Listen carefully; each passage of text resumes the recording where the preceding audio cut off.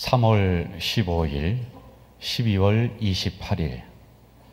별거 아닙니다. 제 두 딸들의 생일이 그때입니다.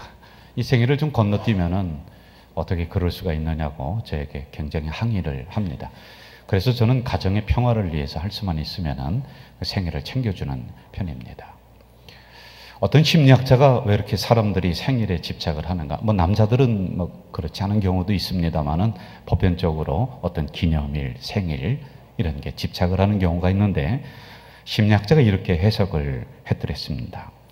생일이라고 하는 것은 자기가 이 세상에 존재한다라고 하는 인간의 본능적인 확인을 하려고 하는 그게 있다는 거예요. 자기의 정체성이죠. 나는 어디서 뚝 떨어진 존재가 아니라 나의 뿌리가 이것이다라고 하는 것을 확인하려고 하는 게 바로 생일이다. 결혼 기념일은 내가 바로 당신의 아내고 당신은 나의 남편이다라고 하는 하나님이 우리를 부부로 묶어주셨다라고 하는 이것을 확인하려고 하는 인간의 본능적인 부분이 있어서 이렇게 집착을 하는 것이다. 이런 해석을 해드렸습니다.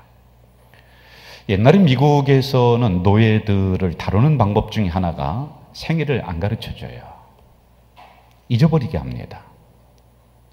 그래서 뿔이라고 하는 소설을 보면은 이 노예들이 생일을 찾기 위해서 자기는 어디에서부터 출발을 했는가 이 고향을 찾기 위해서 부단히 노력하고 애쓰는 장면들이 나오기도 합니다. 해마다 지키는 이 맥주 감사주일도 같은 겁니다. 생일, 기념일 이렇게 우리가 볼 수가 있는 것입니다. 이스라엘 백성들이 애굽 생활에서 탈출하고 그리고 광야를 지납니다. 광야에서 그들에게 베풀어 주신 게 만나, 메추라기. 그런데 사실은 그게 넉넉한 식탁이 아닙니다. 호화로운 식탁이 아니지요. 왜냐하면 광야에서 다시 애굽으로 돌아가자는 이 원망이 일어났던 동기가 먹을 것 때문이에요.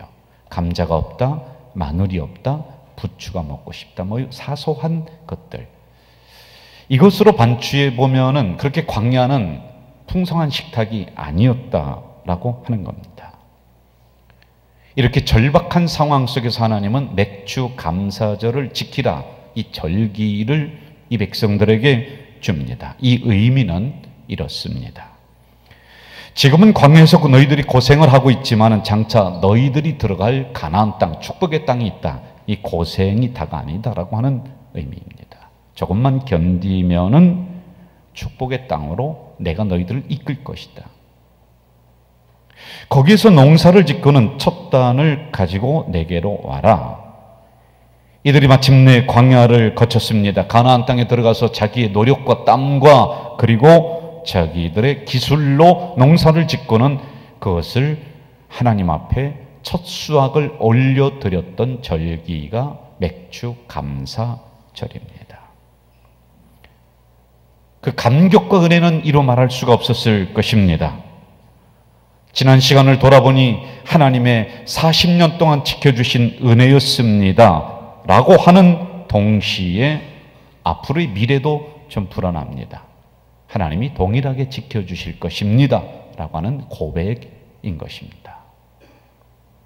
그래서 이스라엘 백성들은 그 역사를 연구하면서 아남nep시스라고 하는 이 단어를 가지고 옵니다. 그것은 과거에 일어났던 이미 흘러왔던 그 사건을 지금 현재로 가지고 오는 것이죠. 내가 살고 있는 현장 속으로 가지고 옵니다. 힘들게 살았던 그때의 우리 조상들은 넉넉하지 못한 상황 속에서도 하나님 앞에 감사를 올렸다. 지금 우리는 풍요롭게 살지만은 그 정신을 잊지 말자라고 과거에 일어났었던 그 사건을 지금 여기로 가지고 옵니다. 그리고 그들은 또 한 단어를 선정합니다. 프로랩시스. 미래를 지금 현재로 가져온다는 것이죠. 맥주 감사절을 지키면서 그들은 남은 시간도 우리가 보이지 않지만은 불확실하지만은 당연히 하나님께서는 앞으로의 시간도 우리를 지켜주실 것이다. 나에게 복을 주실 것이다. 라고 하는 이 절기를 맥주 감사주일로 지키고 있는 겁니다. 그래서 이 절기 안에는 아남네시스 그리고 프로lep시스 이 두 가지가 동시에 담겨 있는 겁니다. 여러분, 우리는 농사를 짓지 않습니다. 그러나 지난 6개월 동안 하나님은 우리를 지켜주셨습니다. 이게 아남네시스입니다. 지금까지 지나온 것 주의 크신 은혜라 한이 없는 주의 사랑 어찌 이루 말하랴. 자나깨나 주의 손이 항상 살펴주시고 모든 일을 주 안에서 형통하게 하셨나. 이 고백을 지금 여기에서 하는 거예요. 지난 시간을 돌아보면서요. 그리고 우리가 살아보지 않았습니다. 앞으로 남은 6개월도 동일하게 하나님이 우리를 지켜주실 것입니다 라고 하는 고백을 이 주일에 우리가 하는 거예요. 맥주감사 주일에 말입니다. 저는 특별히 이번 절기에 마음의 틀이 신앙의 색깔을 결정한다. 이 단어를 묵상을 하게 되었습니다. 지금도 가좌시장 근처에 그분이 있는가는 모르겠습니다만 확인은 못했습니다. 겨울에 보니까요, 붕어빵을 구워서 파는 그 중년 남자 되시는 분이 있더라고요. 분명 붕어빵의 처음 재료는 붕어빵이 아니었습니다. 그냥 흔한 반죽. 제가 유심히 봤더니 그걸 좀 묽게 만들어서 그건 붓습니다. 그리고 나오는 것을 보니까 붕어 모양을 한 빵이 거기에서 일정하게 똑같이 나옵니다. 문제는 재료가 아니었습니다. 좀 된 반죽을 넣던지 좀 묽은 것을 넣던지 간에 동일하게 붕어 모양의 빵이 나옵니다. 핵심은 바로 붕어 모양의 틀을 가지고 있기 때문에 무엇을 붓든지 그 모양이 나오는 것이었습니다. 1543년 코페르니쿠스가 천구의 회전에 관하여라고 하는 논문을 발표를 하죠.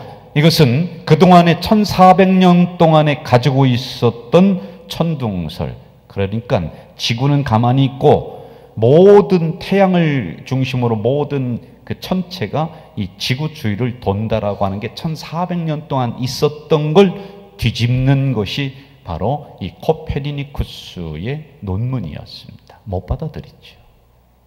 왜냐하면 당시에 그 사람들이 이 세계관을 이해하는 틀이 있었는데요. 이게 기독교적인 사고였습니다.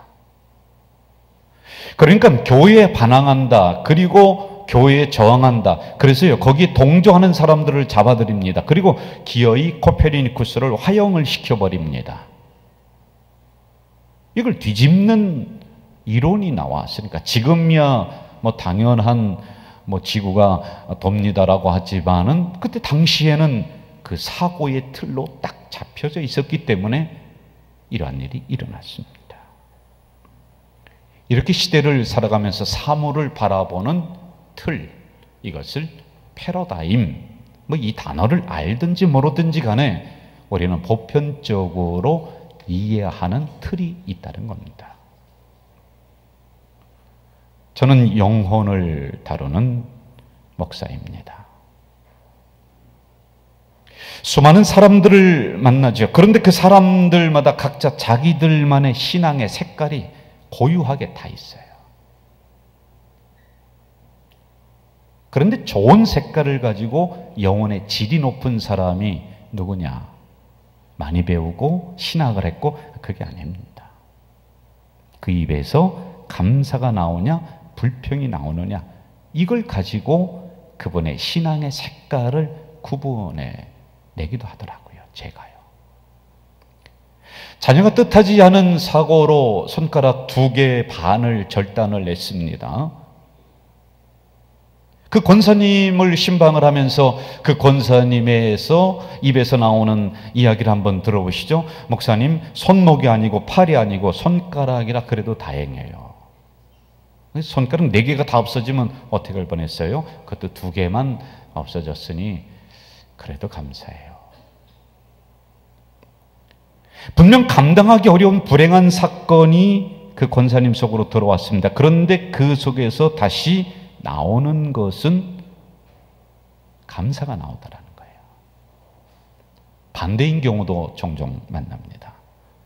여러분, 제가 들어봐도 별것 아닙니다. 그냥 살아가면서 사소하게 일어날 수 있는 문제들. 그런데 그분의 입에서 쏟아져 나오는 것은 불평, 불만, 비판, 이게 대부분이에요. 제가 내린 중간 결론은 그 사람이 가지고 있는 마음의 틀이 바로 신앙의 색깔을 감사로 또는 불평으로, 이 틀이 문제라고 하는 거죠. 틀. 같은 사명을 받았습니다. 똑같이 찬양대를 하는데 어떤 분은 기쁨으로 감사로 그 찬양대를 늘 봉사합니다. 그런데 어떤 분은 365일 불평합니다. 똑같은 사건을 만났습니다. 어떤 분은 그 사건이 마음속으로 들어오면서 감사라고 하는 모양으로 다시 나옵니다. 그런데 어떤 성도는 그것보다 더 작은 사건을 만났음에도 불구하고 그게 마음속에 들어와서는 세상 온통 끝난 것 마냥 원망하고 한숨으로 그렇게 나오는 거예요. 어느 집사님은 어려운 역경이 그 인생 속으로 들어왔습니다. 그런데 그분 입에서, 그분 행동에서 나오는 것을 보면은 그 역경을 오히려 축복으로 그렇게 나오는 거예요. 그렇습니다. 마음의 틀. 이게 잘못되면은 불량품이 쏟아져 나오는 신앙이 돼버려요. 그래서 그런 분의 신앙의 색깔은 항상 어둡습니다. 칙칙합니다. 항상 불평입니다. 항상 부정적입니다. 안 된다라고 이야기하는 신앙의 색깔이 어둡습니다. 그런데 여기에 문제가 하나 발생을 합니다. 우리들의 마음이 한번 딱 정하면은 변하지 않는 붕어빵을 찍어내는 그 틀처럼 고정되어 있지 않다는데 문제가 있지요. 다시 말하면 감사하면은 좋은 거 압니다. 기적이 오는 거 알겠습니다. 그런데 모든 일이 다 감사로 우리 입에서 나오지 않습니다. 긍정성을 가지고 신앙생활 하면은 뭐 좋다는 거 다 알죠. 그러나 모든 사안마다 똑같이 붕어빵의 틀처럼 긍정성으로 우리의 말이 나오지는 않습니다. 오죽하면 사람의 마음을 가리켜서 갈대와 같다 이야기를 하겠습니까? 여러분, 저만 해도 아침에는 불평합니다. 그런데 지나면서 저녁이 되면은 그게 감사로 또 바뀌어지는 거예요. 어떤 사안을 처음 만났을 때는 거기에 대해서 부정성이 강합니다. 그런데 시간이 지나면서 내 마음이 긍정성으로 바뀌는 경우가 종종 있습니다. 중국의 명나라 유학자였던 왕양명이라고 하는 사람이 산속에 있는 산적들을 처리를 하고 군사를 일으켜서요, 그들을 싹 죽이고 마을로 돌아왔습니다.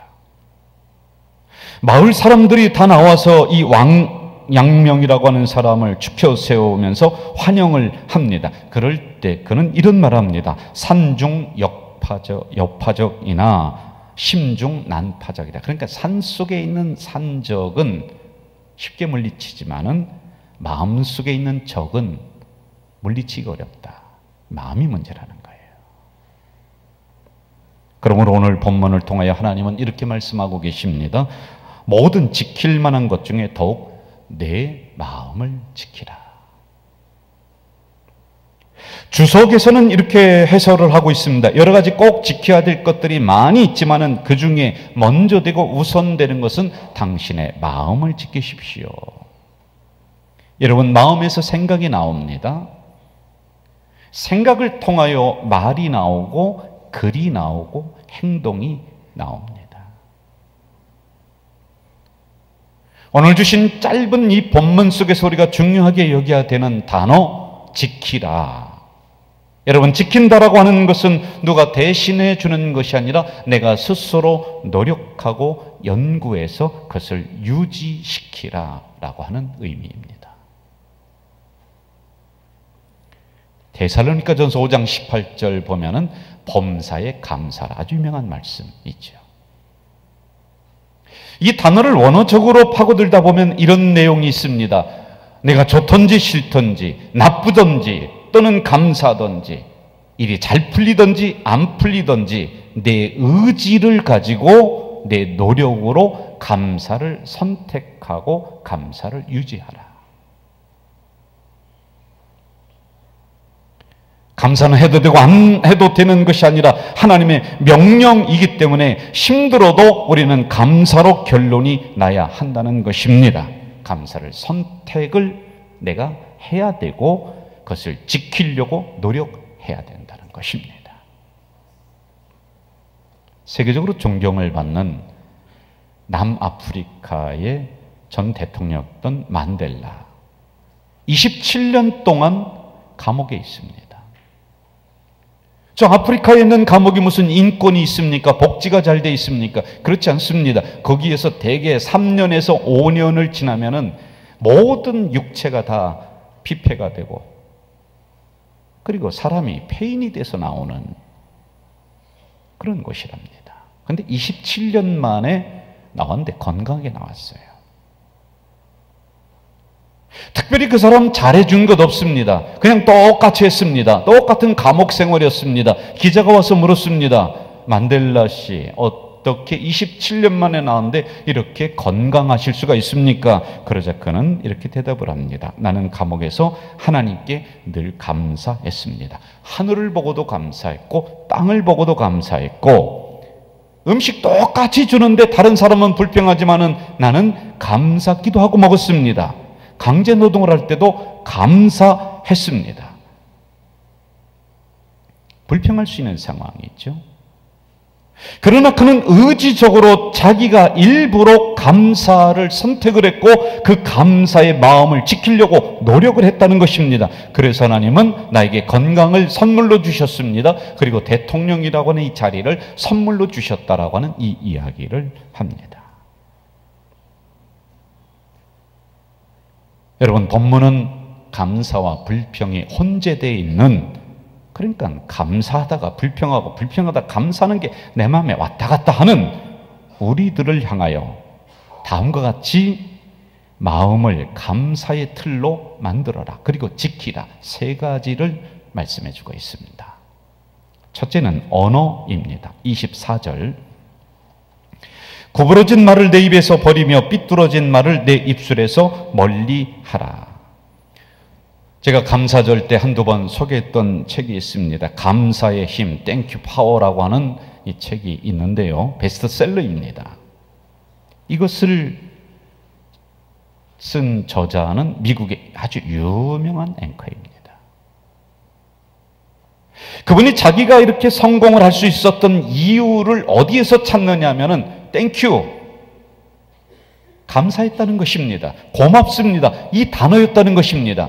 그래서 자기가 그 무명 시절에도 늘 보는 사람들에게 감사합니다, 고맙습니다, 그걸 하는 데는 0.3초뿐이 안 걸린다는 거예요. 그런데 거기서 나오는 힘은 나를 오늘 이 자리에 올려놨다라고 하는 그 내용을 담아내고 있습니다. 우리나라 속담 가운데 말 한마디에 천냥빛을 갚는다 이야기가 있죠. 여러분, 원망의 말이나 불평의 말은 그 사람 인생 자체를 그렇게 끌고 갑니다. 그래서 비판의 말을 자주 하는 사람은 사람도 안 모이고요, 물질도 왔다가 떠나버립니다. 그러므로 여러분, 구부러진 말, 삐뚤어진 말, 원망의 말 입에서 버리십시오. 입에서 멀리하라고 오늘 권면하고 있습니다. 가까이 해야 될 말은 감사합니다, 고맙습니다, 미안합니다, 이 말로 내 마음의 틀을 만들으라는 것입니다. 두 번째, 바라봄, 25절입니다. 내 눈은 바로 보며 내 눈꺼풀은 내 앞을 곱게 살펴라.